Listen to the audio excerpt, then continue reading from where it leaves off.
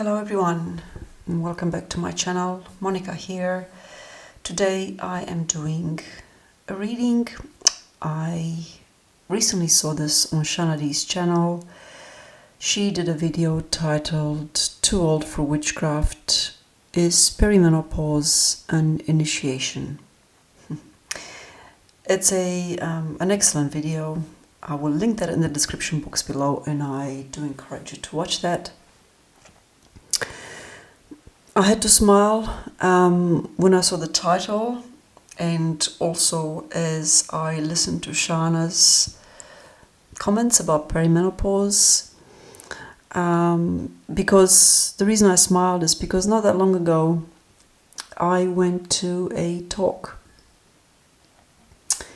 and it was a talk that was given by a naturopath and a personal trainer, and it was basically, aimed at women going through perimenopause and menopause. And the naturopath mentioned that, she started her talk by basically saying that perimenopause, it's like your second puberty.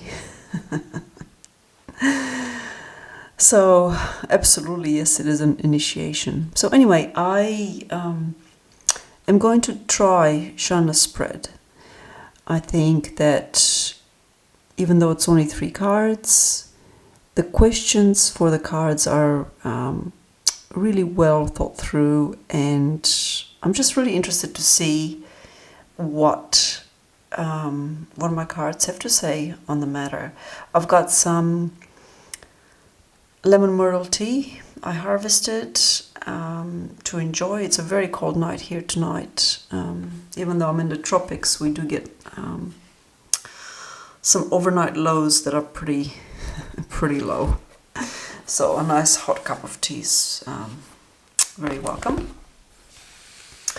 So for this reading, I am bringing out my Forager's Daughter Tarot. I just really felt called to use this deck. It's got that vibe for me, like an initiatory deck, a deck for initiation. That's what this deck is to me, and I apologize about the glare. It's late in the evening, and it's the only time that I really have to myself to do these sort of things now that school holidays are on, and all of my day is taken up by kids' stuff. All right, so just put that there.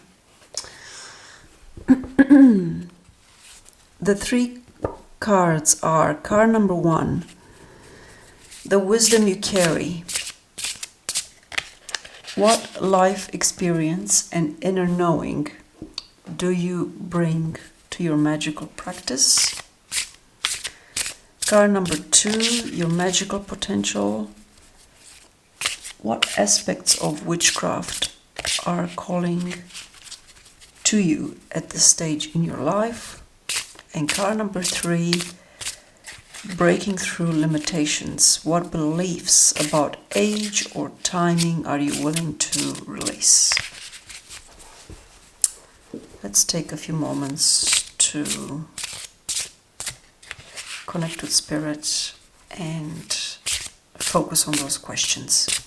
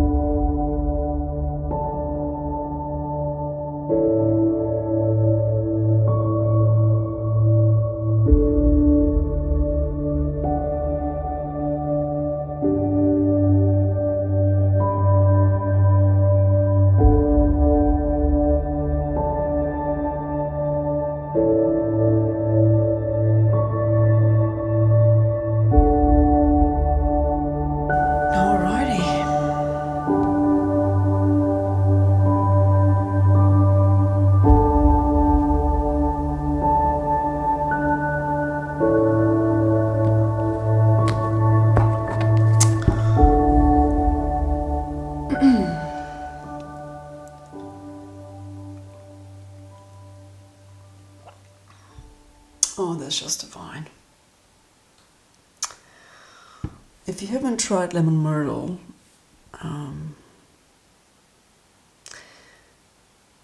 you're missing out.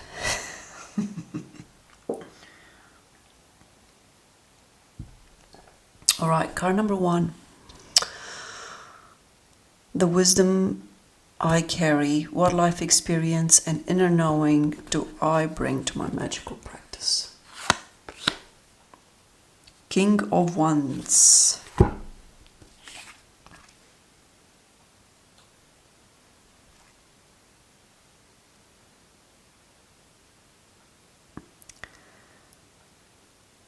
I think that the King of Wands, I mean, any kings will bring maturity, as a life experience. And inner knowing, the King of Wands is about authority and leadership. And it is a card of power. It's about standing in my own power. I just want to see what the book says about the plants in this card. So just bear with me for a little bit, please. Okay, so the creator, Jessica Leigh Howard, writes that the King of Wands represents vivacious energy and optimism. He is energetic and full of confidence and charm. I don't know about that, but he has had much time to grow, true, and knows when and how to direct his authority. Something I'm still working on, to be honest. The genuine inner light that he emits attracts many. He knows his strengths, and his fearless but friendly attitude makes him a great leader and advisor. I like that role of advisor. It's actually one of the meanings of my name, Monica. It means one who has a role as an advisor. So the plants in this card are the tulip poplar. It's about a strong tree that grows quite rapidly. We've got peridot as the stone in this wand. It says that when worn, it increases personal power and promotes positive energy. This is an all-round feel-good stone. Okay, so I think that the main symbols here for me, though, are, this wand right in the middle. And the author writes that it's about taking action, motivation, directed energy, and focus. And certainly I feel like I do carry that within me. Because remember, this card number 1 is about the wisdom that you carry, what life experience and inner knowing do I bring to my magical practice.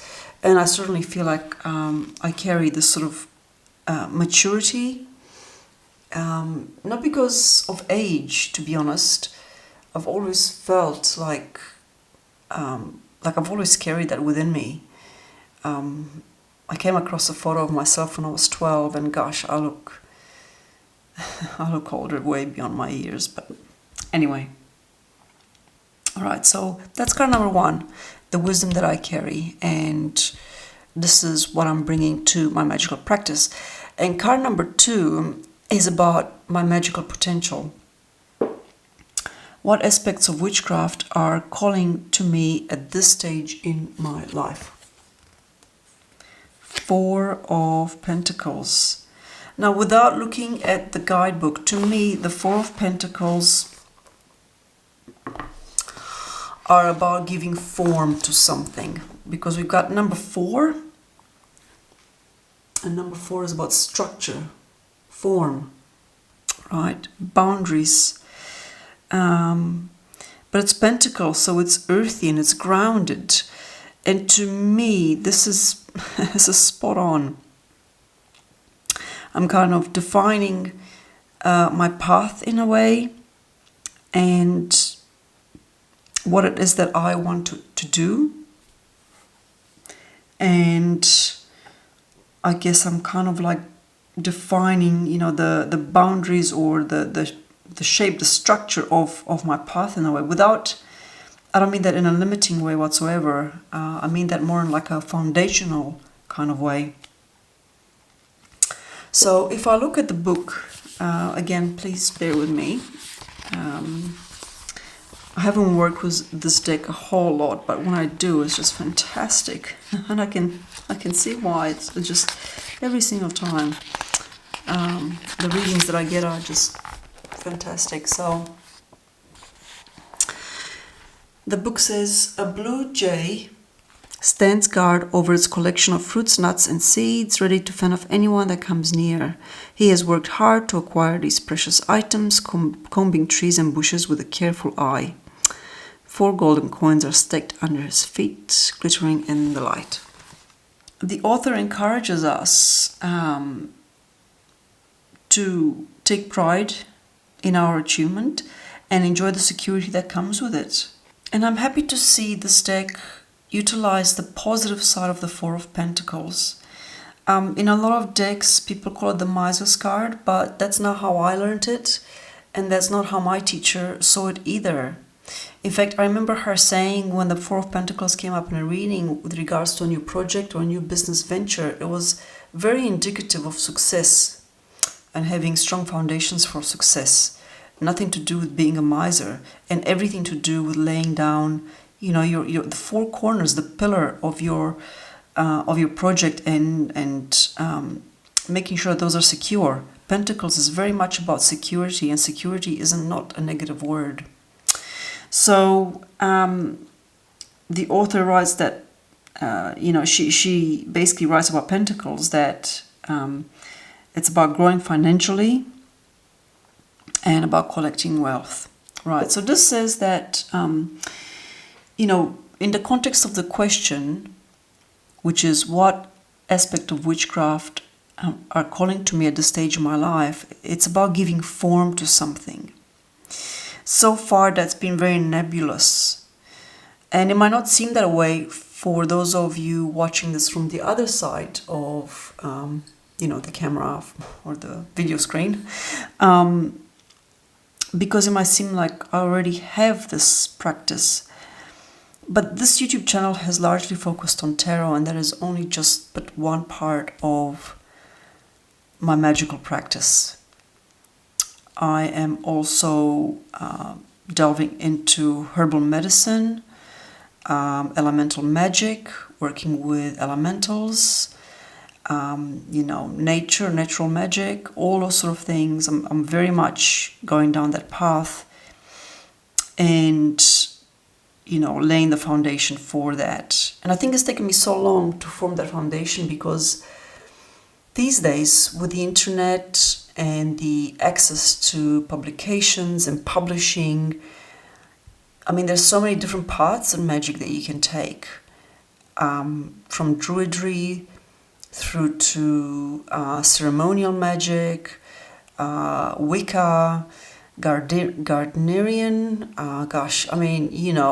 and to me, some of those paths feel, I don't want to say fake, but I feel like they're constructed, they're based on a human construct. And I don't want to follow somebody else's construct.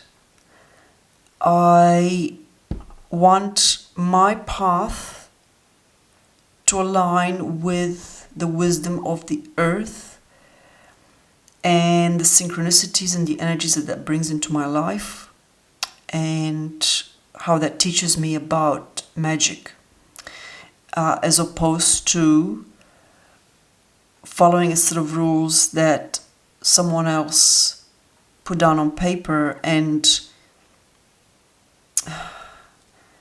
that may or may not be valid. I hope that makes sense. So anyway, I'm giving form. I'm being called in this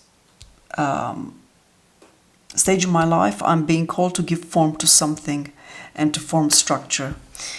This is absolutely spot on. More tea. Oh, I love this deck so much. Okay, so third and final question. Breaking through limitations. What beliefs about age or timing am I willing to release? Ooh. Ancestor.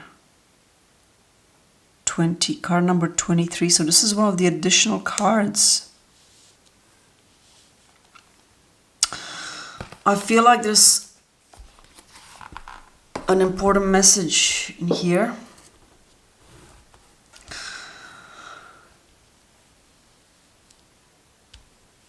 Beliefs about age or timing that I am willing to release. So I paused the video and I had to think about this before looking at the book. And I'm going to look at the book next, but first I'm going to talk about what came through in my mind looking at this card. And I think it's about karmic bonds from my ancestors. So these are limitations. This is breaking through limitations. Beliefs about age or timing that I'm willing to release. I certainly feel like I have carried this. I don't want to go into details because they're just so personal. I mean, so like personal to the level where I'm not sure I will ever disclose them. But I kind of feel like I'm the one in the family breaking some of the karmic patterns. Okay, that's how I feel about. That's what I think this card is about. So let's have a look at the book and see what it says about this card. Yeah, so the book says, oh, apologies about the glare. I'm not sure there's much I can do about that. But basically, it asks, how does your lineage affect your current beliefs, identity, and actions? What can you learn from the successes and failures of your ancestors? This term can be as intimate or as broad as you feel necessary. Right. The symbols in this card are obsidian stone, which is about grounding, stability, and protection. It's got the pawpaw branch, which is about lineage, tradition, and memory, which is really interesting. Never seen a pawpaw branch in any other tarot deck. I love that. There's a crystal ball, which is of course about signs and messages, and there's the bear skull, about family, maternal connection, and lost loved ones. The maternal connection for me is very, very challenging. Let's just leave it at that. So it's kind of like, to me, because this is something that I've got, I'm at the stage where I'm ready to release and let go. It's kind of like not allowing that to influence me anymore, not having that, not carrying that burden. All right, not carrying that burden. It's time to just like it's over, and I'm so ready for that. So, and this is an excellent spread because I honestly feel this is what I think about perimenopause and about the rage and the hormonal issues. And I know that there's a valid scientific reason and explanation behind those. I'm not dismissing that. But I also have my insight into it, which is that similar to what my friend said about perimenopause being like, going through puberty, it's like the second puberty. And I kind of feel like it's a time to work through all of these issues, be they karmic, ancestral, or otherwise, that a woman has carried throughout her life. And for me, they certainly started with that time in my life when I went through the first puberty. So, and it's not resolved for me in a way. So this is inviting me to let go of that, but I also feel like I need like a ritual to let go of that. I need something substantial, or not big, but of substance, of meaning, of depth, to release it. It's not as, like, I don't feel like it's as simple as saying I'm releasing it, even though I feel like that. I feel like in my heart I'm ready to let go of that. I think that there's layers to it, and I think that a ritual is called for, and that ritual is very much, I'm being drawn to go out into the wild to do that, not do it at home. So anyhow, a rather lengthy detour through these cards. What's the last card underneath? The Ace of Cups. Oh, it is time. It is time, isn't it? The Ace of Cups, such a beautiful card of encouragement. So I always look at the card underneath the deck is that kind of like underlying energy that is not visible when we do the reading, where you see the cards face up. But I like to pay attention to like the undercurrents, or what's supporting this energy here, and that's the Ace of Cups, which to me is really, really inviting and welcoming for a new beginning, and letting me know that it's time to do this work. And yeah, like I already, in the last few weeks, I have been thinking about these topics, funnily enough. Like even before I saw Shanna's video, I've been struggling and grappling with these themes in my life, and kind of feel like as I'm doing that, I'm kind of shedding like a skin or a layer, very much like a snake, which I consider to be exceptionally powerful and shamanic animals personally. Although here in Australia everyone seems keen to just kill them. Well, not everyone, that's not true. A certain proportion of society, let's say. Anyhow, I'm digressing because it's late and I've had a wretched night's sleep. So I'm going to wrap this up now and enjoy the rest of my lemon myrtle tea. If you've made it this far, thank you. I hope you're still awake. And as always, I'm very grateful for your presence here. And I thank you for supporting my channel. Until my next video, take care.